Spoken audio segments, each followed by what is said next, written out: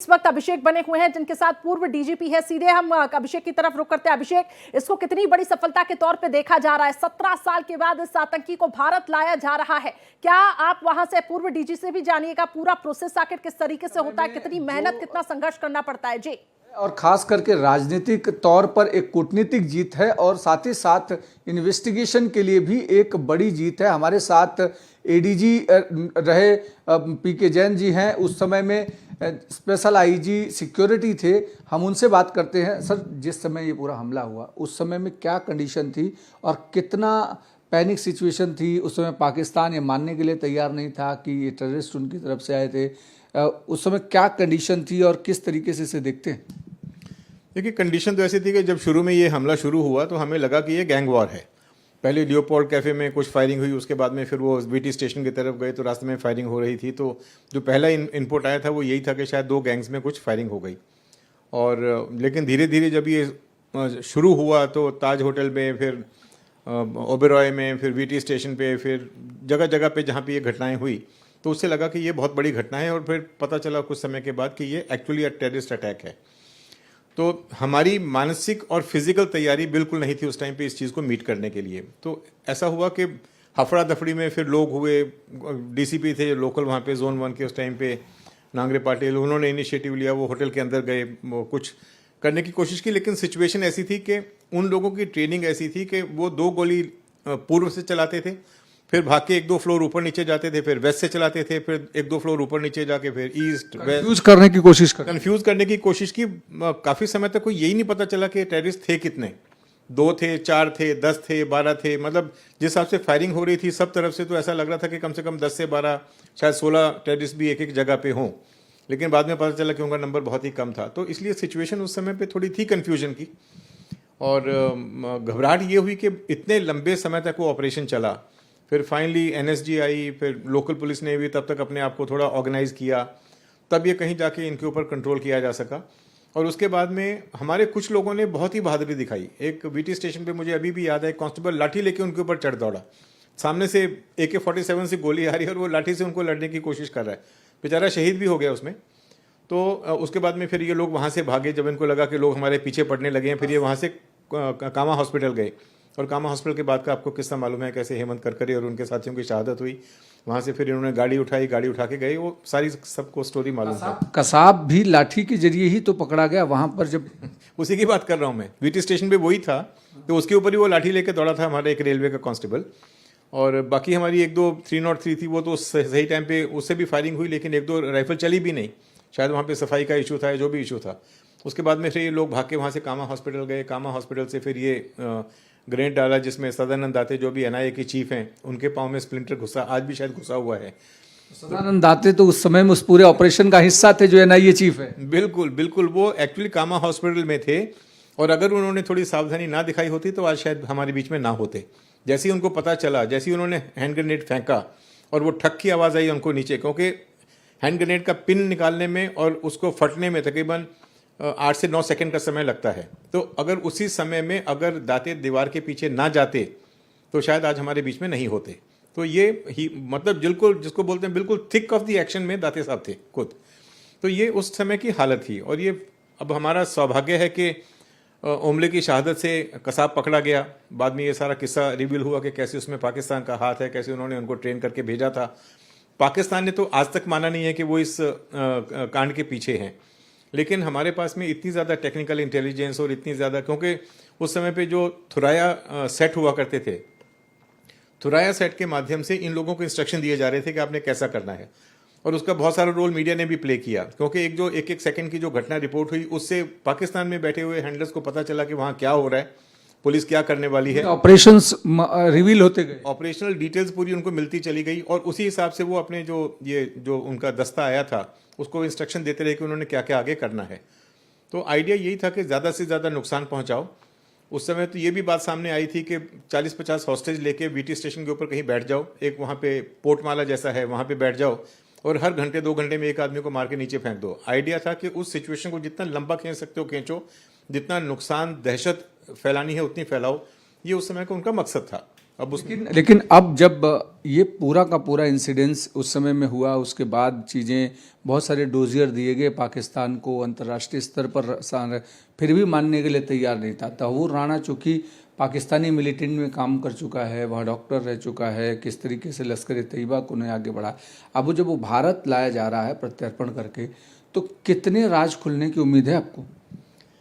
देखिए, राणा के बारे में दो तीन चीज़ें बहुत स्पष्ट तौर से मैं आपको बता दूं। एक तो वो एक्स आर्मी ऑफिसर है ही, चाहे वो डॉक्टर था लेकिन एक्स आर्मी ऑफिसर है। फिर उसको रिक्रूट किया गया या सारी दहशतवादी कार्रवाइयों के लिए।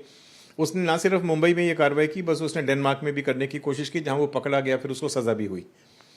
हमारे केस में वो 2009 में पहली बार अरेस्ट हुआ था, उसके बाद में उसको कुछ वहाँ केस चलाया गया, उसमें उसको सज़ा हुई, लेकिन उसको भारत नहीं भेजा गया। लेकिन भारत की पूरी कोशिश रही पिछले 16-17 साल में कि हम उसको किसी तरह से वापस लाएं। सिर्फ पाकिस्तान का नेटवर्क जो भी यहाँ पे है, जो भी उनके स्लीपर सेल हैं, जो उनके एसेट्स हैं, जो उनके लिए काम करते हैं जो लोग, उनका नेटवर्क कहाँ पे है बचा हुआ, जो क्योंकि हमारे यहाँ तो आज भी जम्मू कश्मीर में चल ही रहा है। कभी 4 टेररिस्ट आ जाते हैं, कभी 6 आ जाते हैं, कभी यूपी में पकड़ा जाता है, कभी तेलंगाना में पकड़ा जाता है। तो उनका नेटवर्क तो कहीं ना कहीं है। उस नेटवर्क, क्योंकि ये व्यक्ति पाकिस्तान आर्मी के साथ, आईएसआई के साथ, लश्कर तैयबा के साथ बहुत थिकली इन्वॉल्व था, इसलिए मुझे उम्मीद है कि उसके इंटेरोगेशन से काफी सारी चीजें सामने आएंगी। ये भी उनसे इसीलिए जानिएगा इतने साल कि तक जब वो भागा ISI था ने, तो उसकी पाकिस्तान गवर्नमेंट फंडिंग ने आखिर किसने millions की है, dollars खर्च कर क्योंकि दिए वो उस समय ये डीजीपी ensure रहे करने थे, के लिए ऐसे वो में भारत बेहतर में ना तरीके आए। से बता पाएंगे कि लेकिन फंडिंग आखिर fortunately कहां से होती थी। जी अभिषेक। एजेंसी उसको माना।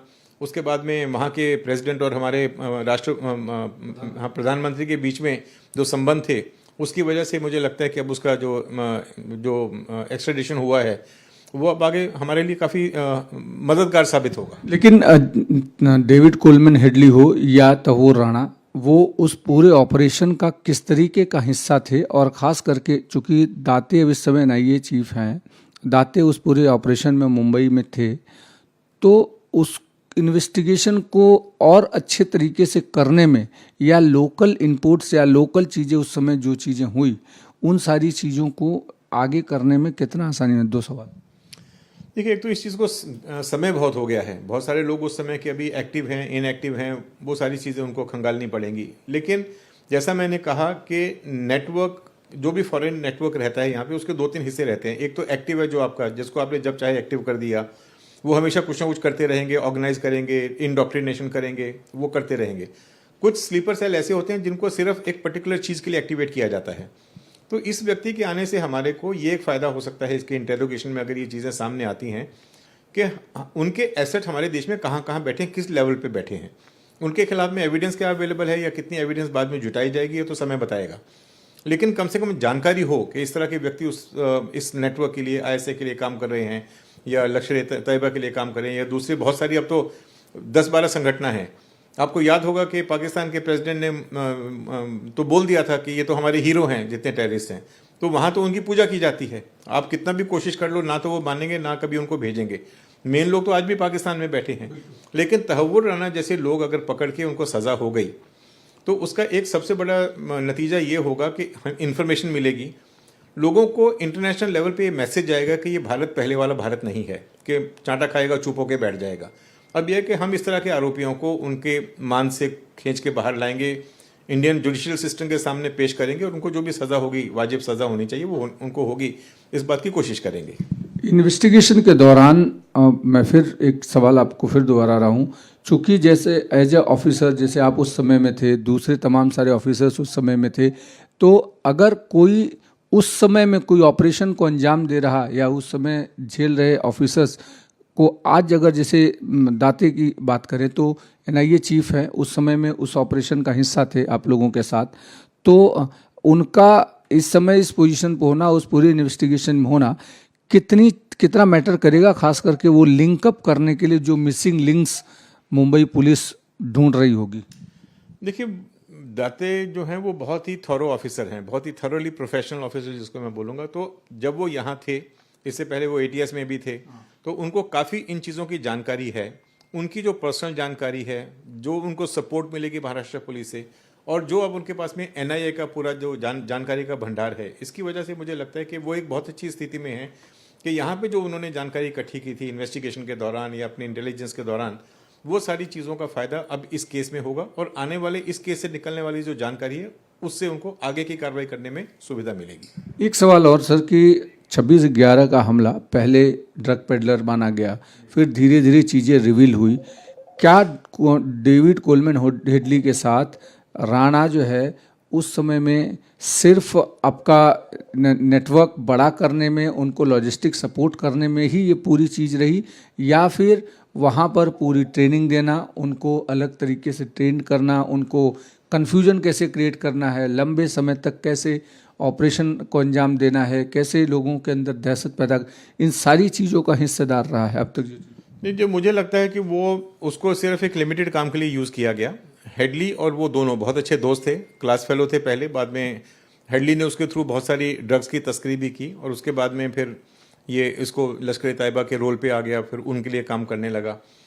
तो मेरा ये मानना है कि उसका रोल जो था वो सारा रेकी करना, सारी चीज़ों को प्लान करना, देखना, बताना अपनी टीम को, और वो सारी चीज़ आईएसआई को हैंड ओवर करना और लश्कर तैयबा के जो सरगना थे उनको बताना, यहाँ तक उनका रोल था। बाकी सारी चीज़ें जो है ट्रैवल का, रहने का, पासपोर्ट का, ये सारी चीज़ें ऑर्गेनाइज करना, इसमें तहव्वुर राना का रोल था, क्योंकि ट्रेनिंग दी गई उसको आईएसआई के द्वारा।